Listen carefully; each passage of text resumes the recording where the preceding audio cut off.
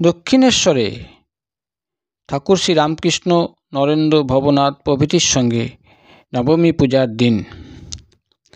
আজ নবমী পূজা, সোমবার 29শে সেপ্টেম্বর 1884 খ্রিস্টাব্দ। এইমাত্র রাত্রি প্রভাত হইল, মা কালীর মঙ্গল আরতি হইয়া গেল। নহবত হইতে রৌশন চৌকি প্রভাতী রাগ রাগিণী আলাপ করিতেছে। চাঙ্গারি হস্তে মালীরা ও সাচি হস্তে ব্রাহ্মণেরা পুষ্পচয়ন করিতে আসিতেছেন। মার পূজা হইবে। ঠাকুর শ্রী রামকৃষ্ণ অতি প্রত্যুষে অন্ধকার থাকিতে থাকিতে উঠিয়াছেন। ভবনাথ, বাবুরাম, নিরঞ্জন ও মাস্টার গত রাত্রি হইতে রহিয়াছেন। তাহারা ঠাকুরের ঘরের বারান্দায় শুইয়াছিলেন। চক্ষু উন্মীলন করিয়া দেখিলেন ঠাকুর মাতোয়ারা হইয়া নৃত্য করিতেছেন, বলিতেছেন, জয় জয় দুর্গে, জয় জয় দুর্গে। ঠিক একটি বালক, কোমরে কাপড় নাই, মার নাম করিতে করিতে ঘরের মধ্যে নাচিয়া বেড়াইতেছেন। কিয়ৎক্ষণ পরে আবার বলিতেছেন, সহজানন্দ, সহজানন্দ। শেষে গোবিন্দের নাম বারবার বলিতেছেন, প্রাণ হে গোবিন্দ মম জীবন। ভক্তরা উঠিয়া বসিয়াছেন, এক দৃষ্টে ঠাকুরের ভাব দেখিতেছেন। হাজরাও কালীবাড়িতে আছেন। ঠাকুরের ঘরের দক্ষিণ পূর্ব বারান্দায় তাহার আসন। লাটুও আছেন ও তার সেবা করেন। রাখাল এ সময় বৃন্দাবনে। নরেন্দ্র মাঝে মাঝে আসিয়া দর্শন করেন। আজ নরেন্দ্র আসিবেন। ঠাকুরের ঘরের উত্তর দিকের ছোট্ট বারান্দাটিতে ভক্তরা শুইয়াছিলেন। শীতকাল, তাই ঝাঁপ দেওয়া ছিল। সকলের মুখ ধোয়ার পরে এই উত্তর বারান্দাটিতে ঠাকুর আসিয়া একটি মাদুরে বসিলেন। ভবনাথ ও মাস্টার কাছে আসিয়া বসিয়াছেন। অন্যান্য ভক্তেরাও মাঝে মাঝে আসিয়া বসিতেছেন। ঠাকুর শ্রী রামকৃষ্ণ ভবনাথকে বলছেন, কি জানিস, যারা জীবকোটি তাদের বিশ্বাস সহজে হয় না। ঈশ্বরকোটির বিশ্বাস স্বতঃসিদ্ধ। প্রহ্লাদ ক লিখতে একেবারে কান্না। কৃষ্ণকে মনে পড়েছে। জীবের স্বভাব সংশয়াত্মক বুদ্ধি। তারা বলে, হ্যাঁ বটে, কিন্তু। হাজরা কোনো রকমে বিশ্বাস করবে না যে ব্রহ্ম ও শক্তি, শক্তি আর শক্তিবান অভেদ। যখন নিষ্ক্রিয় তাকে ব্রহ্ম বলে কই, যখন সৃষ্টি স্থিতি প্রলয় করেন তখন শক্তি বলি, কিন্তু একই বস্তু অভেদ। অগ্নি বললে দাহিকা শক্তি অমনি বুঝায়, দাহিকা শক্তি বললে অগ্নিকে মনে পড়ে। একটাকে ছেড়ে আরেকটাকে চিন্তা করবার জো নাই। তখন প্রার্থনা করলুম, মা, হাজরা এখানকার মত উল্টে দেবার চেষ্টা করছে। হয় ওকে বুঝিয়ে দে, নয় এখান থেকে সরিয়ে দে। তারপর দিন সে আবার এসে বলল, হ্যাঁ মানি। তখন বলে যে বিভু সব জায়গায় আছেন। ভবনাথ সহাস্যে বললেন, হাজরার এই কথাতে আপনার এত কষ্ট বোধ হয়েছিল? ঠাকুর শ্রী রামকৃষ্ণ বলেন, আমার অবস্থা বদলে গেছে। এখন লোকের সঙ্গে হাঁক ডাক করতে পারি না। হাজরার সঙ্গে তর্ক ঝগড়া করব এরকম অবস্থা আমার এখন নয়। যদু মল্লিকের বাগানে হিরে বলল, মামা, আমাকে রাখবার কি তোমার ইচ্ছা নাই? আমি বললাম, না, সে অবস্থা আমার নাই। এখন তোর সঙ্গে হাঁক ডাক করবার জো নাই। জ্ঞান আর অজ্ঞান কাকে বলে? যতক্ষণ ঈশ্বর দূরে এই বোধ ততক্ষণ অজ্ঞান, যতক্ষণ হেথা সেথা বোধ ততক্ষণ জ্ঞান। যখন ঠিক জ্ঞান হয় তখন সব জিনিস চৈতন্যময় বোধ হয়। আমি শিবুর সঙ্গে আলাপ করতুম। শিবু তখন ছেলে মানুষ, 4-5 বছরের হবে। ওদেশে তখন আছি। মেঘ ডাকছে, বিদ্যুৎ হচ্ছে। শিবু বলছে, খুড়ো ওই চকমকি ঝাড়ছে। শুনে সকলের হাসি। একদিন দেখি সে একলা ফড়িং ধরতে যাচ্ছে। কাছে গাছে পাতা নড়ছিল। তখন পাতাকে বলছে, চুপ চুপ, আমি ফড়িং ধরব। বালক সব চৈতন্যময় দেখছে। সরল বিশ্বাস। বালকের বিশ্বাস না হলে ভগবানকে পাওয়া যায় না। উহ, আমার কি অবস্থা ছিল! একদিন ঘাস বনেতে কি কামড়েছে, তা ভয় হলো যদি সাপে কামড়ে থাকে, তখন কি করি? শুনেছিলাম আবার যদি কামড়ায় তাহলে বিষ তুলে লয়। অমনি সেইখানে বসে গর্ত খুঁজতে লাগলুম যাতে আবার কামড়ায়। ওই রকম করছি। একজন বলল, কি করছেন? সব শুনে সে বলল, ঠিক ওইখানে কামড়ানো চাই যেখানটিতে আগে কামড়েছে। তখন উঠে আসি, বোধ হয় বিছে টিছে কামড়েছিল। আরেকদিন রামলালের কাছে শুনেছিলাম শরতের হিম ভালো। কি একটা শ্লোক আছে, রামলাল বলেছিল। আমি কলকাতা থেকে গাড়ি করে আসবার সময় গলা বাড়িয়ে এলুম যাতে ওই হিমটুকু লাগে, তারপর অসুখ। শুনে সকলের হাসি। এইবার ঠাকুর ঘরের ভিতর আসিয়া বসিলেন। তার পা দুটি একটু ফুলো ফুলো হয়েছিল। ভক্তদের হাত দিয়া দেখিতে বলিলেন। আঙ্গুল দিলে ডোব হয় কি না। একটু একটু ডোব হতে লাগলো, কিন্তু সকলেই বলতে লাগলেন, ও কিছুই নয়। ঠাকুর শ্রী রামকৃষ্ণ ভবনাথকে বললেন, তুই সিথির মহিন্দরকে ডেকে দিস। সে বললে তবে আমার মনটা ভালো হবে। ভবনাথ সহাস্যে বললেন, আপনার ঔষধে খুব বিশ্বাস, আমাদের অত নাই। ঠাকুর শ্রী রামকৃষ্ণ বললেন, ঔষধ তারই, তিনিই একরূপে চিকিৎসক। গঙ্গাপ্রসাদ বললে, আপনি রাত্রে জল খাবেন না। আমি ওই কথা বেদ বাক্য ধরে রেখেছি। আমি জানি সাক্ষাৎ ধন্বন্তরী। হাজরা আসিয়া বসিলেন।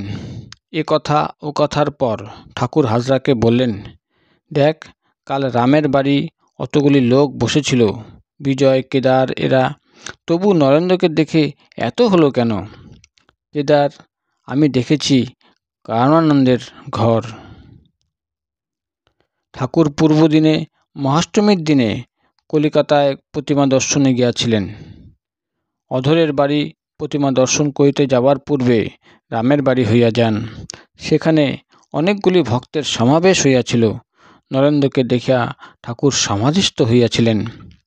নরেন্দ্রর হাঁটুর উপর পা বাড়িয়া দিয়াছিলেন ও দাঁড়াইয়া দাঁড়াইয়া সমাধি হইয়াছিল। দেখিতে দেখিতে নরেন্দ্র আসিয়া উপস্থিত। ঠাকুরের আনন্দের আর সীমা রহিল না। নরেন্দ্র ঠাকুরকে প্রণামের পর ভবনাদ্রির সঙ্গে ওই ঘরে একটু গল্প করিতেছেন। কাছে মাস্টার, ঘরের মধ্যে লম্বা মাদুর পাতা। নরেন্দ্র কথা কহিতে কহিতে উপর হইয়া মাদুরের উপর শুইয়া আছেন। হঠাৎ তাহাকে দেখিতে দেখিতে ঠাকুরের সমাধি হইল। তাহার পিঠের উপর গিয়া বসিলেন। ভবনাথ গান গাইতেছেন, মা গো আনন্দময়ী, নিরানন্দ করুণা।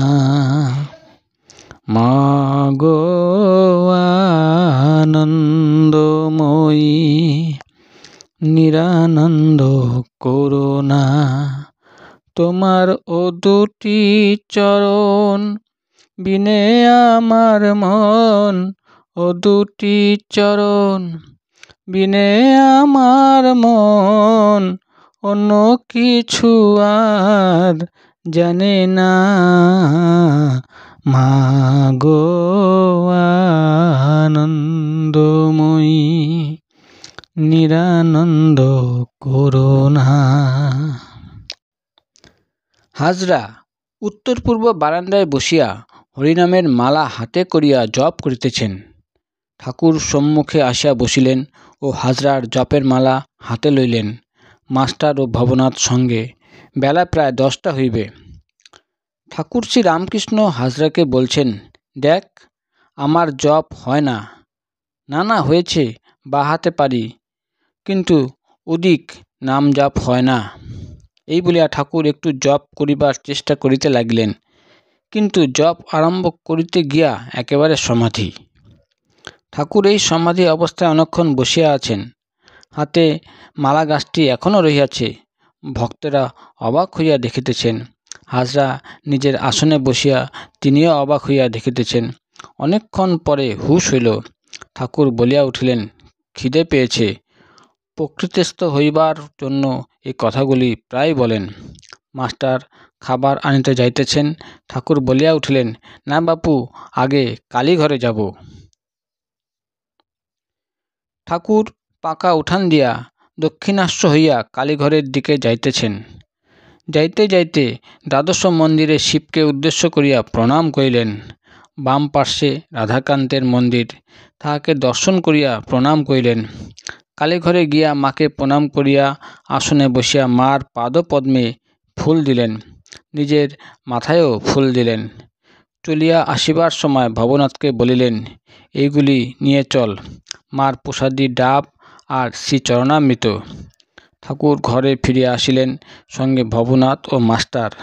আসিয়াই হাজরার সম্মুখে আসিয়া প্রণাম। হাজরা চিৎকার করিয়া উঠিলেন, বললেন, কি করেন, কি করেন? ঠাকুর শ্রীরামকৃষ্ণ বললেন, তুমি বলো যে এ অন্যায়। হাজরা তর্ক করিয়া প্রায় এই কথা বলিতেন, ঈশ্বর সকলের ভিতরেই আছেন, সাধনের দ্বারা সকলেই ব্রহ্মজ্ঞান লাভ করিতে পারে। বেলা হইয়াছে, ভোগ আরতির ঘণ্টা বাজিয়া গেল। অতিথিশালায় ব্রাহ্মণ, বৈষ্ণব, কাঙ্গাল সকলে যাইতেছে। মার প্রসাদ, রাধাকান্তের প্রসাদ সকলে পাইবে, ভক্তেরাও মার প্রসাদ পাইবেন। অতিথিশালায় ব্রাহ্মণ কর্মচারীরা যেখানে বসেন সেইখানে ভক্তেরা বসিয়া প্রসাদ পাইবেন। ঠাকুর বললেন, সবাই গিয়ে ওইখানে খা। কেমন? নরেন্দ্রপতি বলছেন, না, তুই এখানে খাবি। আচ্ছা, নরেন্দ্র আর আমি এখানে খাব। ভবনাথ, বাবুরাম, মাস্টার ইত্যাদি সকলে প্রসাদ পাইতে গেলেন। প্রসাদ পাওয়ার পর ঠাকুর একটু বিশ্রাম করিলেন, কিন্তু বেশিক্ষণ নয়। ভক্তেরা বারান্দায় বসিয়া গল্প করিতেছেন, সেখানে আসিয়া বসিলেন ও তাহাদের সঙ্গে আনন্দ করিতে লাগিলেন। বেলা 2টা। সকলে উত্তর পূর্ব বারান্দায় আছেন।